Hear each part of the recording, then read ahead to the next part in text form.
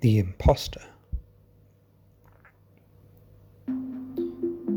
I can't anymore, Gabriel, Madison said as she drove through the quiet night, her tears streaming down her bruised cheek.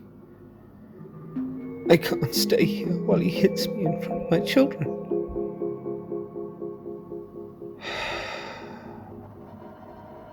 A sigh is heard over the car's audio system.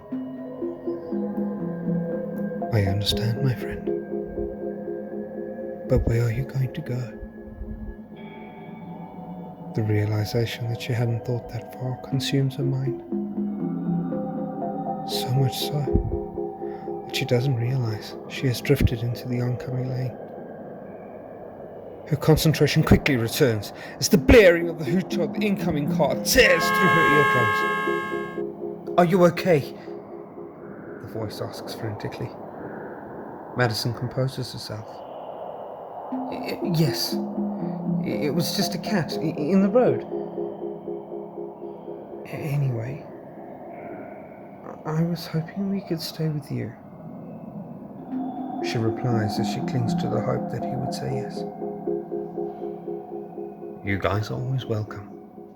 You know that. But I'll only be back tonight. There's a moment of silence, as though they are thinking of what to do.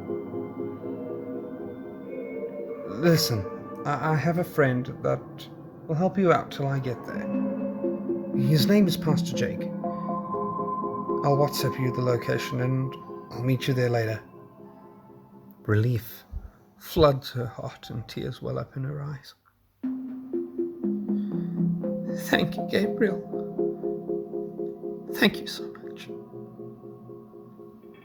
There's silence in the car as neither of them know what to say next. Finally, it's broken by Gabriel's soft, tearful voice. You are welcome, Eddie. I'll see you later. The click of the phone call ending is the last sound heard over the drone of the motor as their long journey to refuge begins. Hours pass. The sun beats down through the trees and into the back seat onto the faces of the sleeping children as they pull into the churchyard. The gravel crunches under the tires as they come to a stop in front of the church. It's freakishly quiet. Not in that it's silent, but that it feels abandoned. The warmth of the church, like the one she remembers from her childhood, is non-existent. This place feels uneasy. A small, timid voice draws her attention to the back seat. Mommy? Right at the very sound of her son Daniel calling her. She puts up a brave face, smiles warmly, and turns to greet him. Morning, my angel. Looking around, he takes in his surroundings. Where are we? Noticing his confusion, she responds quick. This is where we're going to meet Uncle Gabe. But before we go on a little holiday. Daniel grins broadly. The sound of someone tapping on the window startles them both. She spins around to see who it is, but is blinded by the light cascading down through the trees. A silhouette leans down, blocks the light, revealing a smiling man. Madison Lowry? Gabriel called ahead and said to expect you. The voice is muffled by a closed window, so she reaches over and opens it to hear better. Madison Lowry. Hi, I'm Pastor Jake. Gabriel called and said you needed some assistance. He smiles again, but it seems fake to her. She brushes it off as a byproduct of her mood. So she opens the door and steps out the car. Her legs tired from the long drive. They feel heavy and unstable. Hi, and thank you so much. We really appreciate it. She smiles in an attempt to appear friendlier, but finds it hard as he stares blankly back at her like a cyborg on standby, lifeless and empty. A sense of awkwardness begins to set in, and is only eased slightly when he begins to reanimate. All God's children are welcome, he says without breaking his smile or eye contact. Slowly, he takes a step back and opens the door. Run along now, children. I need to show Mommy where you'll be sleeping tonight. Confused, Daniel looks to his mother, who gives him an unsure smile and gestures for him to wake his sister. Lizzie, we're here. Her cheeks are still warm and eyelids heavy as the echoes of sleep still cling to her.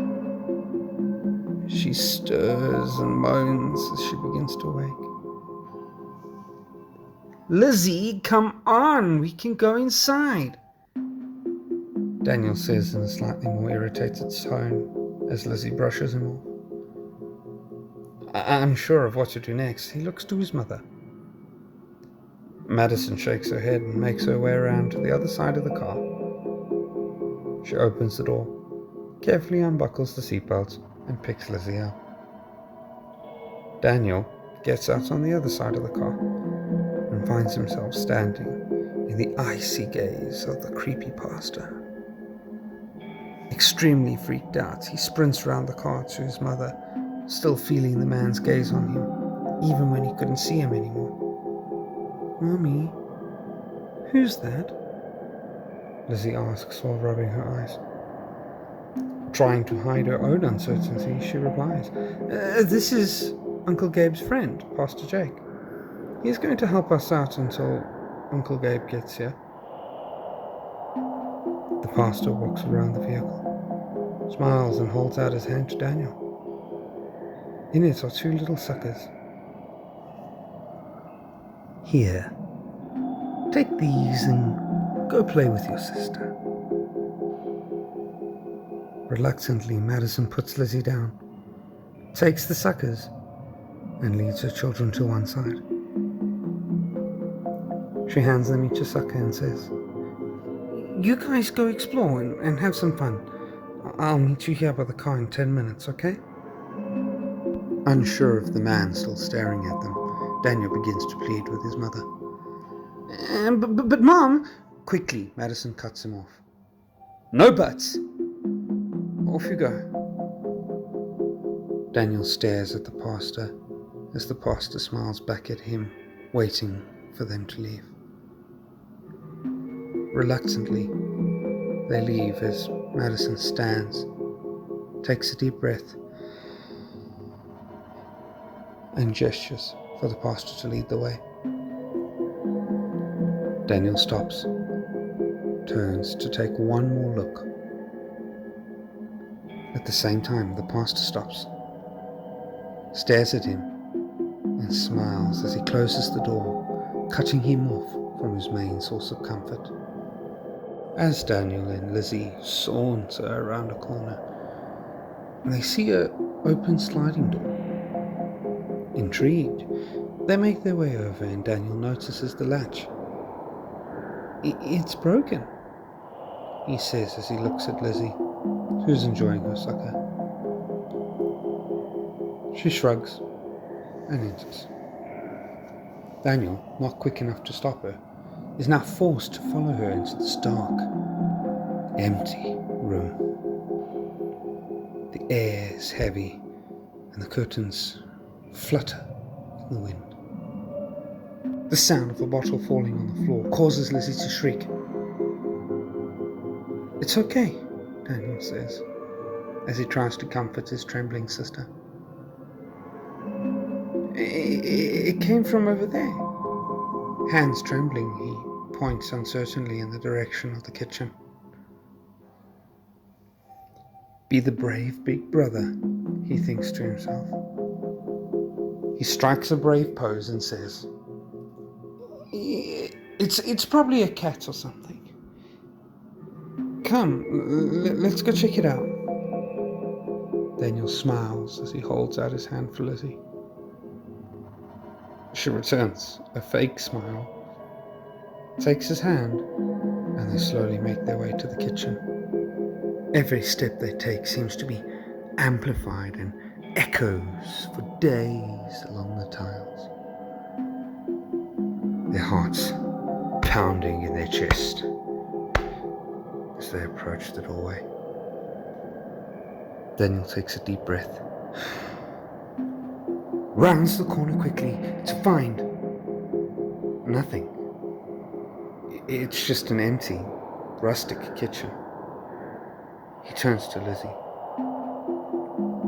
and they stare at each other and listen. All that can be heard is the steady ticking of the clock on the wall. Tick, tick, tick, tick. They both smile. Lizzie giggles as they begin to think they're just being silly. Their giggles cut short by a sudden thud on the door, down a dark, cold passage on the other side of the kitchen. Their breathing becomes ragged as they stare at the door. Lizzie is frozen with fear. She watches Daniel move towards the door as if being pulled by a giant magnet. Daniel begins to well up with doubt and fear and questions his choice to go and see what this thud was. He wonders if he should run and scream for his mom, or be brave for Lizzie. These thoughts flash through his mind as he edges towards the door, and before he can change his mind, he realizes where he is. In the dark, in front of a cold, steel door. He reaches out for the door handle, hands sweaty and trembling. Every sense in his body is screaming at him, "Don't do it!" "Be brave," he whispers to himself. His fingertips touch the door handle. "Daniel!" Madison shouts. The word freezes Daniel's heart, and he can feel the tears begin to well up in his eyes. I was," he mutters. Madison, quick to cut him off. "But nothing! I can't take my eyes off of you for 5 minutes!" The tears in Daniel's eyes cause the anger to flee almost as quickly as it came. She kneels down and hugs him tight. I'm sorry, baby. I didn't mean to scare you. Mommy is just..." Their hearts pound against their rib cages, as there's no denying that something moved behind that door. They all heard it. Madison's eyes are locked on the door as the children take refuge behind their mother. "And there must be a rat or something," Madison mutters. She stands slowly and approaches the door. "Mommy, don't!" Lizzie begs.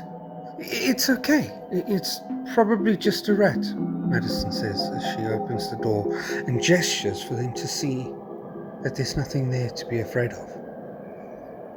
But horror embraces the children when they see what is really in the cupboard. On the cold, hard floor is a man bound with a suit tie and gagged with a sock. His clothes have been taken and he's been beaten within an inch of death. "Oh no, Pastor Jake!" Madison screams as she runs over to help. With the children hot on her heels, she kneels down and begins to untie his hands. The man squirms frantically and shakes his head. It's almost loose. Hold on. She looks at Daniel. Go find the pastor. Daniel nods and stands, but is stopped suddenly when the man grabs him. The man breathes heavy as he utters words that make Madison ice cold with fear. That is not Pastor Jake. I am. Madison just kneels there, frozen as the pastor finishes removing his restraints. Time seems to all but stop for her as Daniel is standing there shaking her. Lizzie is crying, and the pastor gets to his feet and runs to the door. Quickly he looks for the imposter, closes the door and returns to Madison, kneels before her and pleads, Madison, for your children's sake, I need you to muster your entire God-given strength and come with me now. Those words, like a shot of adrenaline, snap her out of her daze, and thousands of years of maternal instinct come flooding to her mind.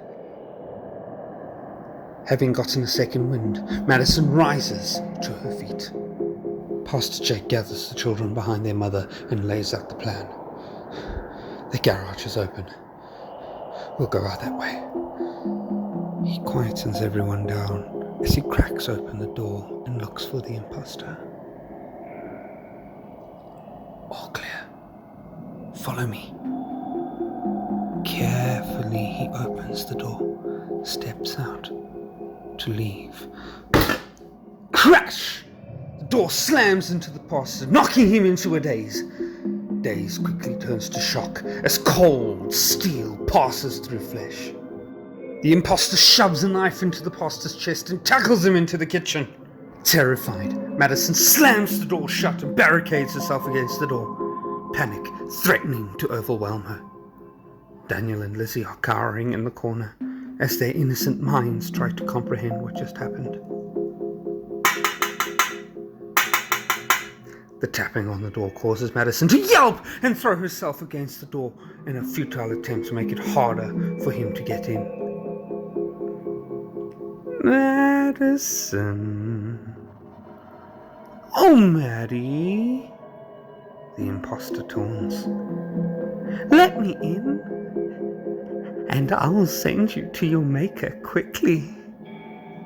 Tears well up in Madison's eyes as she pushes even harder against the door. Let me in, damn it! The imposter shouts as he pounds on the door. Then everything goes quiet,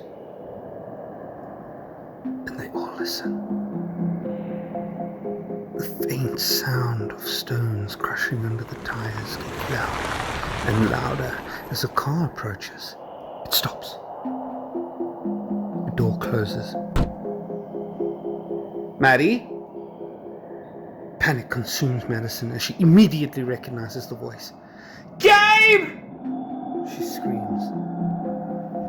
Her screams contained in the small, confined prison in which she finds herself. She stands and faces the door, not sure of what to do next. She arms herself with a can of beans from the shelf next to her. Takes a deep breath and slowly opens the door, ready to smash whatever comes at her. But nothing. She opens the door a little further and hears Gabriel's voice again. Hi there. I'm Gabriel. Is Pastor Jake or Madison around? Madison almost collapses when she peers out the window and sees who Gabriel is talking to. She sprints to the door. Gabriel! She cries. Completely unaware of what's going on, Gabriel sees her in the doorway and steps past the imposter. Maddie, what is going... His words cut off by a sudden sharp pain shooting up his spine. Madison screams as her best friend's now lifeless body slumps to the floor. She wants to run to him, but is cut off when the cruel, menacing imposter hovers over the corpse. He stands, grinning from ear to ear as the blood drips from his sated blade. The imposter stares at her like a tiger watching his prey. He waits patiently for her to make her move. The sound of her children moving behind her causes her to break concentration for yet only a split second. The imposter sees his chance and bolts straight at her. "No!" Madison screams as she tries to chase the children in the opposite direction. "Run!" They hurry back in the direction of the cupboard, but the imposter is too quick. As he's about to strike, Madison spins around and bashes him in the head with a can of beans. Stunned from the impact, he stumbles back and drops his knife. Finding courage in her motherly instincts, she raises the can above her head and threatens to hit him again. "You stay away from me and my children, you asshole!" She readies herself.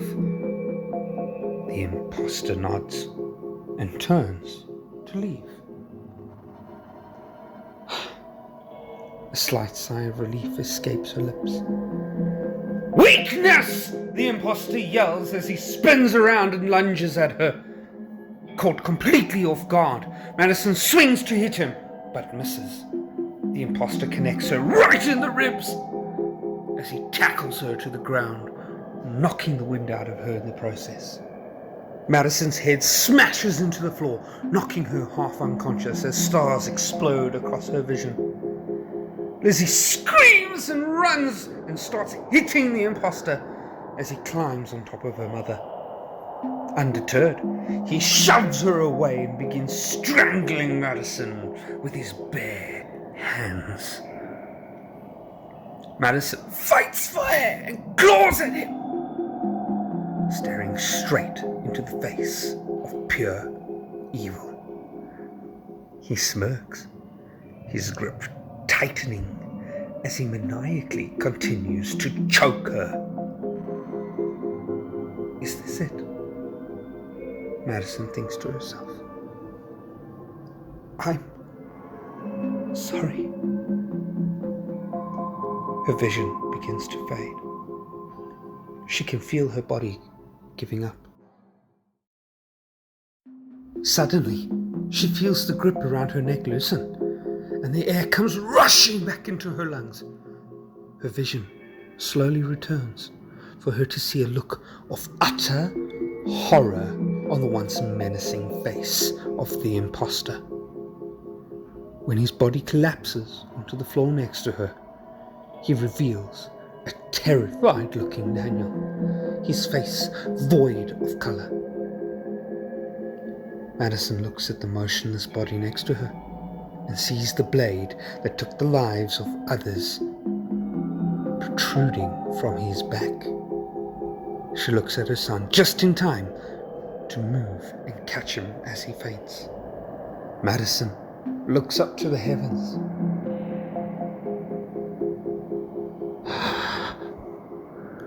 She sighs with relief. She gets to her feet and picks up Daniel's pale, unconscious body. "Lizzie!" she cries. Lizzie peers out from behind the kitchen counter. "Come, baby. It's over," Madison says, gently coaxing Lizzie out of her hiding spot. She takes them to the car and puts them in and locks it. She feels her pockets and whimpers as she has to now go back inside and find her phone. She enters the kitchen and sees the imposter's body still on the floor. The very sight of it sends the entire ordeal running through her mind again, filling her with rage. She leans over, yanks out the knife, and rolls him onto his back. "This is for Gabe," she says as she rams the blade into his chest and bursts into tears on top of the body. She sits up, releases the knife and wipes away her tears. But terror embraces her when she looks at his face. His eyes are wide open, seemingly staring through her very soul. It seems like forever, though only a few seconds pass before he smiles his last, and she can see the light leave his eyes. The body lay there, motionless, eyes wide, smile frozen upon his face. She nudges the body with her foot. Nothing. She musters all the courage she can and checks his pulse. Nothing. To be safe, she drags the body into the cupboard, puts him inside, and closes the door. Finds her phone and phones the police. It seems like an eternity waiting in front of that door for the police. But then she hears them arrive. She stands, looks at the door, and leaves. She exits the front door and is met by a young man who is slightly startled by her. Are you okay? Where's Pastor Jake? Asks the young man. Void of emotion, she points to the kitchen and carries on walking. A couple minutes later, she finds herself talking to one Detective Dupree. Thank you, ma'am. Are you sure you're okay? He inquires. Madison just nods. The other detective, Detective Holland, walks over and whispers to Detective Dupree. Stunned, Dupree asks, Are you sure? Holland nods and looks at Madison. Ma'am, are you sure you put him in the cupboard? Madison falters for only a moment before tearing back inside, her heart crashing against her ribcage as she looks into the cupboard.